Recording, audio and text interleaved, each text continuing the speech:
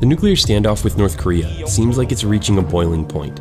President Trump has drawn a red line that the North will not acquire a missile capable of striking the US mainland. But the North is not listening. They've been increasing their missile tests as they try to develop a rocket that can hit an American city.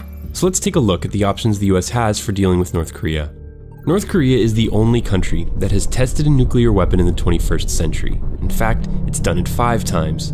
After Kim Jong-un became supreme leader in 2011, the North began ramping up the frequency of its missile tests. In response to the growing threat, President Obama ordered the US military to use cyber and electronic strikes to sabotage the North's test launches, just like it had done to Iran's rogue nuclear facilities a few years before.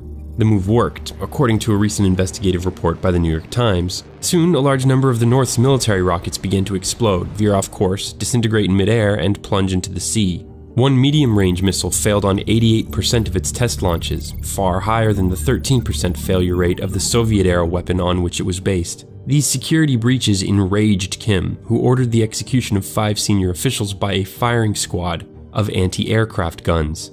But despite the setbacks, the North says it's almost ready to test its first missile capable of reaching the United States. Even if this is just big talk, one thing is clear. Our military does not currently have the ability to stop the North's nuclear weapons program. After it successfully launched a satellite in 2016, it now may be able to strike targets up to 4,000 miles away. That not only puts South Korea and Japan well in range, but also India, parts of northern Australia, US bases in the Pacific, and even Anchorage. But to hit the American mainland, they'll need to bust out the big boys. US intelligence estimates the North has 6 KN-08s and is developing an upgraded version called the KN-14. Neither has been tested yet, but both could theoretically hit us here in the States.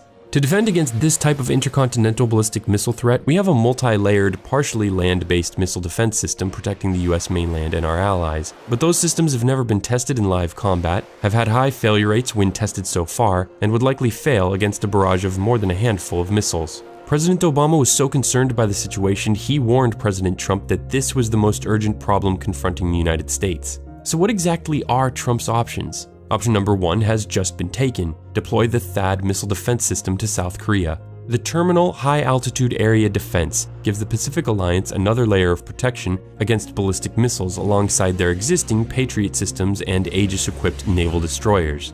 By placing THAAD so close to the North, the US, Korea, and Japan have instantly enhanced their ability to track and respond to missile launches. But China is protesting the move, saying it's common knowledge that the monitoring and early warning radius of THAAD reaches far beyond the Korean peninsula and compromises China's strategic security. They argue THAAD's deployment could set off an arms race in the region, but this seems hypocritical considering how much China, as the North's lone ally and largest trading partner, has already enabled its erratic behavior, not to mention China's rapid militarization of the South China Sea. Option 2 is for Trump to double down on Obama's effort to sabotage North Korea's missile tests. But this strategy could have unintended consequences if it emboldens Russia and China to try and disrupt US launch systems. Option number 3 is to put more diplomatic pressure on the North through China. This interview from last year offers some insight into how Trump views this approach. North Korea's nuclear effort is the top threat to the United States. What would you do to deal with that reclusive country? I would get China to make that guy disappear in one form or another very quickly. And let me tell you, people say, how do you make him disappear and assassinate him? Let me just tell you, no, well, I've heard of worse things, frankly. I mean, this guy's a bad dude. But we have a lot of power over China. Don't underestimate. Option number 4 is bold, to put nuclear weapons back in South Korea, in hopes that the doctrine of mutually assured destruction would serve as a check against the North. This would probably just provoke the North's weapons pursuit, while suddenly ending the decades-old US policy favoring nuclear disarmament, with significant consequences around the world. Lastly, option number 5 is the most risky and aggressive, preemptively striking the North. President Obama considered this option, but ultimately concluded that accurately targeting the North's constantly moving leadership and weapons would be nearly impossible. The risks of a miss were way too high.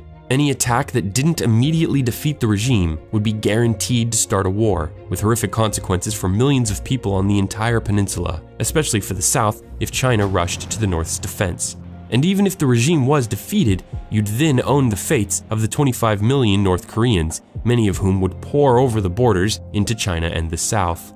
We'll know sooner rather than later which steps the US government takes in this high-stakes showdown, but I want to know which options you think President Trump should pursue and which ones you think he will pursue. Two very different questions. I loved interacting with your comments on our two-parter about the countries with the most and least wealth at the top 1%. Victor agreed his country has problems. We had suggestions to use the Gini coefficient to rank countries on equality, and we started a bunch of conversations about the evils of uneven wealth distribution. Until next time, for TDC, I'm Bryce Plank.